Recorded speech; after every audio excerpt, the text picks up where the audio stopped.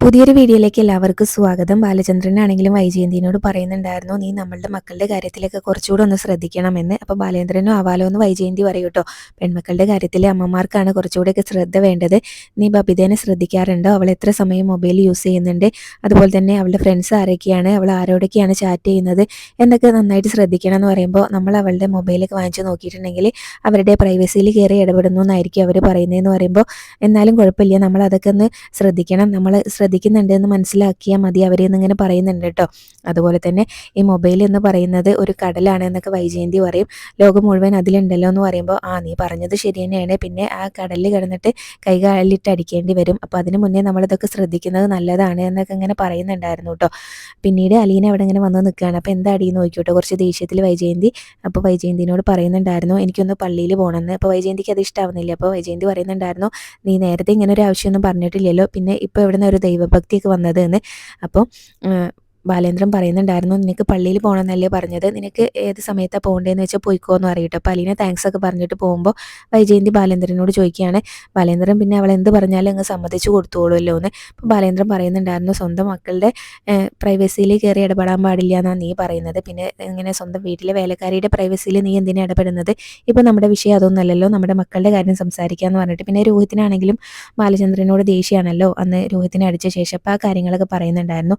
രോഹിത്തിനാണെങ്കിലും എന്നോട് ഇപ്പോൾ നല്ല ദേഷ്യമാണ്, അപ്പോൾ അത് ബാലേന്ദ്രൻ അവനെ അടിച്ചിട്ടാണെന്ന് പറയുമ്പോൾ, അവർ തെറ്റ് ചെയ്തിട്ടുണ്ടെങ്കിൽ പിന്നെ നമ്മൾ ശിക്ഷിക്കേണ്ടേ, അലീനയോട് അവൻ മോശമായിട്ട് പെരുമാറിയിട്ടുണ്ടെന്ന് പറയുമ്പോൾ വൈജയന്തി പറയാണ്, ബാലേന്ദ്ര വെറുതെ വേണ്ടാതിനും പറയരുത്, അലീന ഈ വീട്ടിൽ വന്നതിന് ശേഷമുള്ള പ്രശ്നം മാത്രമേ ഇവിടെ ഉള്ളൂ എന്ന് പറയും കേട്ടോ. അപ്പോൾ ബാലേന്ദ്രൻ പറയുന്നുണ്ടായിരുന്നു, എന്നാൽ പിന്നെ അവളെ അങ്ങ് പറഞ്ഞു വിടാന്ന്.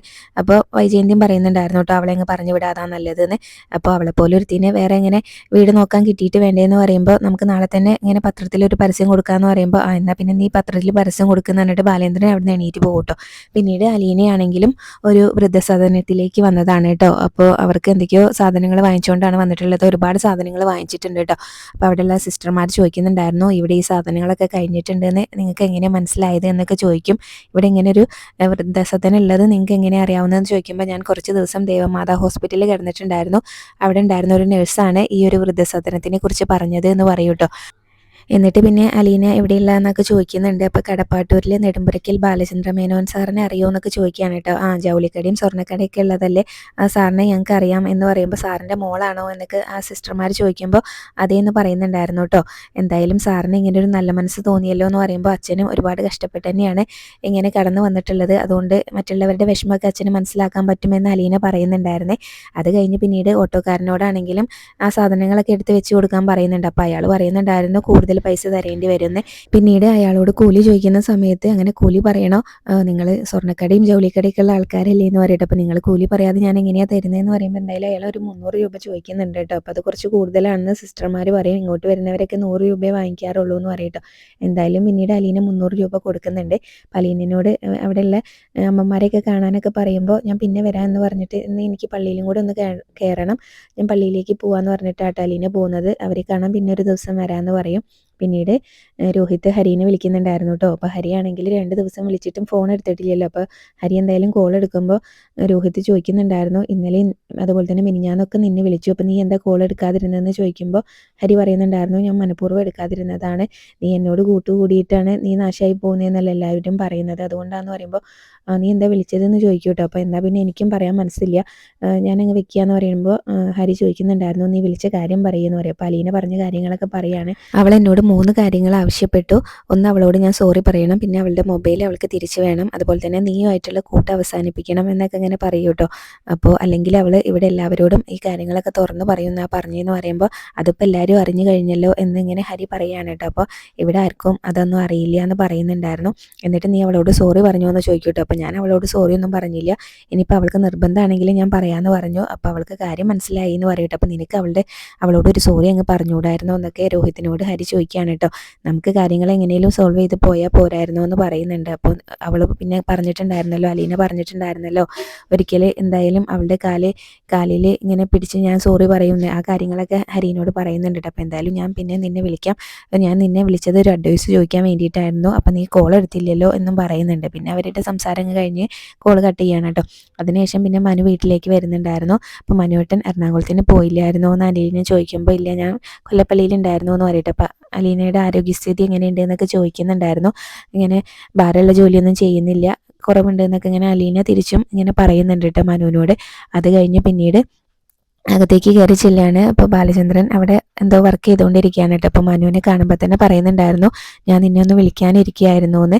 അപ്പോൾ അത് കഴിഞ്ഞ് പിന്നീട് ബാലേന്ദ്രനാണെങ്കിലും ഒന്നും സംസാരിക്കാൻ പറ്റില്ല, അലീന അവിടെ ഇങ്ങനെ നോക്കി നിൽക്കുന്നുണ്ട് കേട്ടോ. അപ്പോൾ അതുകൊണ്ട് തന്നെ മനു ആണെങ്കിലും അലീനയോട് ചായ എടുക്കാൻ വേണ്ടിയിട്ട് ഇങ്ങനെ ഒരു ആക്ഷൻ കാണിക്കുകയാണ് കേട്ടോ. അപ്പോൾ ബാലേന്ദ്രൻ മനുവിനോട് ചോദിക്കും, നിനക്ക് ചായ വേണമെങ്കിൽ അവളോട് പറഞ്ഞാൽ പോരെ, വെറുതെ കഥകളി കളിക്കണമെന്ന് പറയട്ടോ. അവൾക്ക് ഇങ്ങനെ പറഞ്ഞില്ലെങ്കിലും അവൾക്ക് എനിക്ക് ചായ വേണമെന്ന് അറിയാം, പിന്നെ ഇതൊക്കെ ഒരു കുസൃതിയല്ലേ എന്ന് പറയും. അപ്പോൾ അലീന പോയിട്ട് ചായ എടുക്കാനായിട്ട് പോകുമ്പോൾ നീ ഇരിക്കുമെന്ന് പറഞ്ഞിട്ട് ബാലചന്ദ്രനും അകത്തേക്ക് പോകുന്നുണ്ടായിരുന്നേ.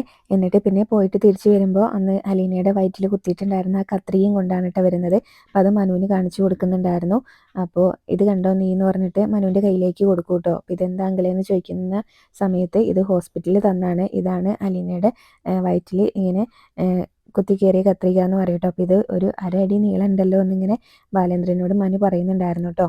അപ്പോൾ അതുപോലെ തന്നെ ഇങ്ങനെ പിന്നീട് ബാലേന്ദ്രൻ പറയുന്നുണ്ടായിരുന്നു, ഇതെൻ്റെ റൂമിൽ ഞാൻ എൻ്റെ മീശയൊക്കെ വെട്ടാൻ വേണ്ടി വെച്ചിരുന്നതാണ്, പിന്നെ ഇത് രോഹിത്തിൻ്റെ മുറിയിൽ കണ്ടിട്ടുണ്ട് ഞാൻ, അവനെ എടുത്തുകൊണ്ട് പോയി എന്ന് പറയും കേട്ടോ. അപ്പോൾ ഇവിടെ നടന്ന കാര്യങ്ങളൊക്കെ നിനക്കറിയാമെന്ന് എനിക്ക് മനസ്സിലായി, ഇപ്പോൾ എനിക്കും അറിയാമെന്ന് പറയുമ്പോൾ അലീന പറഞ്ഞോ എന്നിങ്ങനെ മനു ചോദിക്കുന്നുണ്ടായിരുന്നു കേട്ടോ. അവളോട് ചോദിച്ചാൽ ചിലപ്പോൾ പറയുമായിരിക്കും, പക്ഷേ ഞാനത് ചോദിച്ചിട്ടുണ്ടെങ്കിൽ ഞാൻ അവളുടെ മുന്നിൽ ചെറുതായി പോവും, അതുകൊണ്ട് ചോദിച്ചില്ല. നീ ഇതെങ്ങനെയാണ് കൈകാര്യം ചെയ്തത് എന്നൊക്കെ ചോദിക്കുന്നുണ്ടായിരുന്നു കേട്ടോ മനുവിനോട്. മനു പറയുന്നുണ്ടായിരുന്നു, ഞാൻ ഹരിക്കിട്ട് നന്നായിട്ട് കൊടുത്തു, ഞാൻ അവനോടൊന്നും ചോദിച്ചിട്ടുണ്ടായിരുന്നില്ല, അവനെ ഞാൻ അടിച്ചത് എന്തിനാന്ന് മാത്രമേ അവനോട് ഞാൻ ചോദിച്ചിട്ടുള്ളൂ, അപ്പോൾ അവനത് മനസ്സിലായി എന്ന് പറയുന്നവരെ ഞാൻ അടിച്ചു എന്ന് പറയൂ കേട്ടോ. പിന്നീട് അവൻ തന്നെ എല്ലാ കാര്യങ്ങളും ഇങ്ങോട്ട് എന്നോട് തുറന്നു പറയായിരുന്നു എന്ന് പറയും, അതുവരെ ഞാൻ അവനെ അടിച്ചിട്ടുണ്ട് എന്ന് പറയും.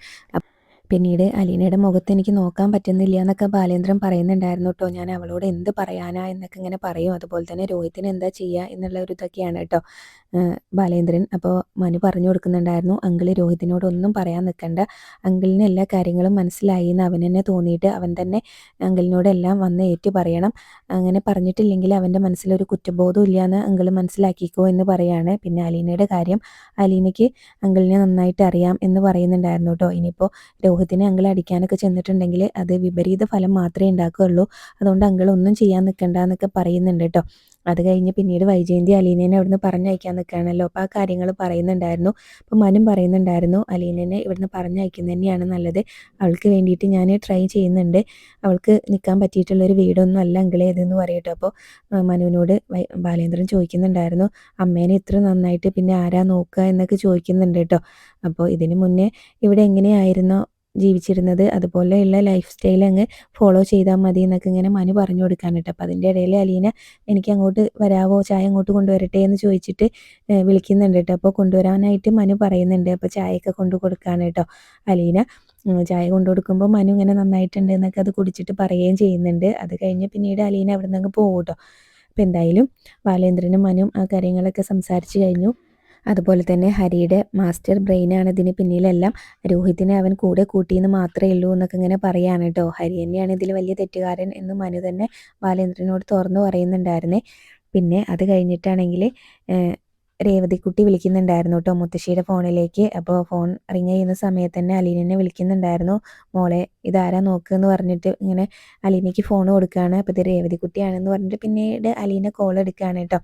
പറ മോളെ വേഗം പറയുമെന്ന് പറയട്ടോ അലീന കോൾ എടുത്തിട്ട്. അപ്പോൾ അതെന്താ ചേച്ചി ഇങ്ങനെ ജോലിയിലാണോ, എന്നാൽ പിന്നെ ഞാൻ പിന്നെ വിളിക്കാം എന്നിങ്ങനെ രേവതിക്കുട്ടി പറയുമ്പോൾ, ഞാൻ ജോലി തിരക്കിലൊന്നല്ല, നീ ഇങ്ങനെ നിനക്ക് പറയാനുള്ളത് വേഗം വേഗം പറയേ, അത് കേൾക്കാൻ വേണ്ടിയിട്ടാണ് ഞാൻ അങ്ങനെ പറഞ്ഞതെന്ന് പറയുമ്പോൾ, എന്നാൽ പിന്നെ ഞാൻ കുറച്ച് പതുക്കെ പറയുന്നുള്ളൂ എന്നിങ്ങനെ രേവതിക്കുട്ടി തമാശയ്ക്ക് പറയുകയും ചെയ്യുന്നുണ്ട്. അപ്പം നീ എത്ര പതുക്കെ പറഞ്ഞാലും ഞാനതെല്ലാം കേട്ടുകൊണ്ടിരിക്കുന്ന അലീന പറയാൻ കേട്ടോ. എന്നിട്ട് പിന്നെ രേവതിക്കുട്ടി ചോദിക്കുന്നുണ്ടായിരുന്നു, ചേച്ചി കാര്യങ്ങളൊക്കെ അവരോട് ആരോടെങ്കിലും പറഞ്ഞോ എന്ന് ചോദിക്കുമ്പോൾ അലീന പറയുന്നുണ്ട്, ഞാൻ ആരോടും പറഞ്ഞിട്ടില്ല, പക്ഷേ ബാലചന്ദ്രൻ സാറിന് എന്തൊക്കെയോ സംശയമുണ്ട്, പിന്നെ നേരത്തെ മനുവേട്ടൻ വന്നിട്ടുണ്ടായിരുന്നു, മനുവേട്ടൻ സാറിനെയും കൊണ്ട് പുറത്തു പോയിട്ടുണ്ട്, ഇനിയിപ്പം മനുവേട്ടൻ എങ്ങാനും കാര്യങ്ങളെല്ലാം തുറന്നു പറയുമോ എന്നറിയില്ല എന്നൊക്കെ ഇങ്ങനെ പറയുകയാണ് കേട്ടോ. അപ്പം മുത്തശ്ശിയാണെങ്കിലും ഇവരുടെ സംസാരം എല്ലാം ഇങ്ങനെ ശ്രദ്ധിക്കുന്നുണ്ടായിരുന്നു കേട്ടോ. അപ്പം മുത്തശ്ശിക്കും എന്തൊക്കെയോ സംശയമാവുന്നുണ്ട്. അതൊക്കെ പറഞ്ഞു കഴിഞ്ഞിട്ട് പിന്നീട് രണ്ടുപേർക്കും ഇങ്ങനെ പറയുന്നൊന്നും മനസ്സിലാവുന്നില്ല കേട്ടോ. ചേച്ചി ഇങ്ങനെ ഒന്നും കേൾക്കുന്നില്ല, എക്കോ വരികയാണ് എന്നിങ്ങനെ രേവതിക്കുട്ടിയും പറയുന്നുണ്ട്. അതുപോലെ തന്നെ അലീനയും രേവതിക്കുട്ടീനോട് പറയാണ് കേട്ടോ. അപ്പോൾ ഞാൻ കട്ടാക്കിയിട്ട് ചേച്ചീനെ വിളിക്കാം എന്ന് പറയുമ്പോൾ അലീന പറയുന്നുണ്ടായിരുന്നു, ഒരു 2 മിനിറ്റ് കഴിഞ്ഞിട്ട് തിരിച്ച് വിളിച്ചാൽ മതി കേട്ടോ എന്ന് പറയും. അത് കഴിഞ്ഞ് അലീന ഫോൺ എടുത്തുകൊണ്ട് മുത്തശ്ശീനോട് പറയുന്നുണ്ടായിരുന്നു കേട്ടോ. അവൾ പറയുന്നൊന്നും ക്ലിയർ ആവുന്നില്ല, എക്കോ വരികയാണ്. അപ്പോൾ അത് പറഞ്ഞിട്ട് ഞാൻ പുറത്തേക്ക് പോവാട്ടോ എന്ന് പറഞ്ഞിട്ട് അലീന ആ റൂമിൽ നിന്ന് അങ്ങ് പുറത്തേക്ക് പോകുന്നുണ്ടായിരുന്നു കേട്ടോ. അത് കഴിഞ്ഞ് പിന്നെ രേവതികുട്ടി വിളിക്കുന്നുണ്ടായിരുന്നു. അലീന ഹാളിലാട്ടോ നിൽക്കുന്നത്. മുത്തശ്ശിക്കാണെങ്കിൽ ഇവരുടെ സംസാരത്തിൽ നിന്ന് എന്തൊക്കെയോ സംശയമാവുന്നുണ്ട് കേട്ടോ. മുത്തശ്ശിയാണെങ്കിലും ഇങ്ങനെ ചിന്തിച്ച് കിടക്കുകയും ചെയ്യുന്നുണ്ട്. പിന്നീട് അലീന ഹാളിൽ ഇങ്ങനെ നിൽക്കുന്ന സമയത്താണ് രേവതികുട്ടി വിളിക്കുന്നത്. അപ്പോൾ 2 മിനിറ്റ് എന്ന് പറഞ്ഞ് പോയിട്ട് ഇപ്പോൾ ഇതിപ്പോൾ 2 മിനിറ്റ് കഴിഞ്ഞല്ലോ എന്നിങ്ങനെ അലീന പറയുമ്പോൾ അതിനിടയ്ക്ക് ഞാൻ മാമച്ചൻ അങ്കിളിന് കുമ്പളങ്ങ ജ്യൂസ് കൊണ്ടു കൊടുക്കാൻ പോയി എന്ന് പറയും കേട്ടോ. പിന്നീട് അവരിങ്ങനെ കാര്യങ്ങളിങ്ങനെ സംസാരിക്കുകയാണ്. അപ്പോൾ അലീന ഇങ്ങനെ ജോലി ചെയ്യാമെന്ന് രേവതികുട്ടിക്ക് മനസ്സിലായിട്ടുണ്ട് കേട്ടോ.